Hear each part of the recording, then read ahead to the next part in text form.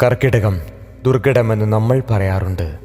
മഴ കൂടുതൽ പെയ്യുന്നതിനാലും അസുഖങ്ങൾ പടർന്നു പിടിക്കുവാൻ സാധ്യത ഏറെയുള്ളതിനാലുമാണ് അങ്ങനെ പറയുന്നത്. ആയതിനാൽ ഔഷധസേവയും ഈശ്വര പ്രാർത്ഥനയും ഈ മാസത്തിൽ വളരെ അത്യാവശ്യമാണ്.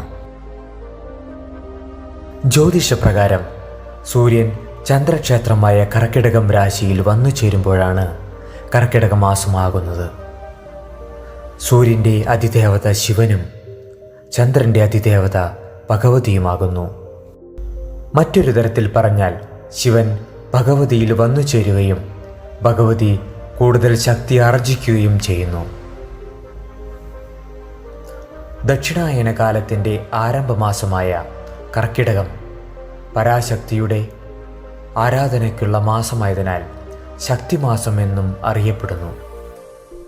തമിഴകത്തിൽ ആടിമാസം എന്നറിയപ്പെടുന്ന ഈ മാസം മാരിയമ്മയ്ക്ക് വളരെ പ്രാധാന്യമുള്ളതായി കരുതുന്നു. അതിനാൽ മാരിയമ്മൻ ക്ഷേത്രങ്ങളിൽ വിശേഷാൽ പൂജകൾ ആടിമാസത്തിൽ നടത്തിവരുന്നു.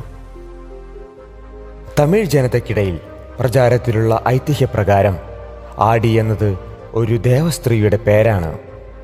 ശിവശാപം മൂലം ആര്യവേപ്പ് വൃക്ഷമായി അവർ ഭൂമിയിൽ പിറവിയെടുത്തെന്നും പിന്നീട് ആ ദേവസ്ത്രീയുടെ പേരിൽ ഒരു മാസമുണ്ടായി എന്നും അതാണ് ആടിമാസമെന്നും അവർ വിശ്വസിച്ചു വരുന്നു.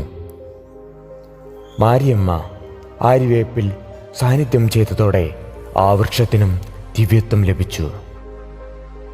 ആടിമാസത്തിലെ ചൊവ്വ വെള്ളി ദിവസങ്ങൾ പ്രധാനമായും ആചരിക്കുകയും വ്രതമെടുക്കുകയും ലളിതാ സഹസ്രനാമം, സൗന്ദര്യലഹരി, രാജരാജേശ്വരി അഷ്ടകം, ഭവാനി ഭുജംഗം, ദേവി ഭാഗവതം, ദേവി മഹാത്മ്യം, ദേവി അഷ്ടോത്തരശത നാമോസ്തോത്രം മുതലായവ പാരായണം ചെയ്യുന്നതും കർക്കിടകത്തിലെ രോഗങ്ങളിൽ നിന്നും മുക്തി ലഭിക്കുന്നതിനും ഭഗവതി പ്രീതിക്കും ഉത്തമമാകുന്നു.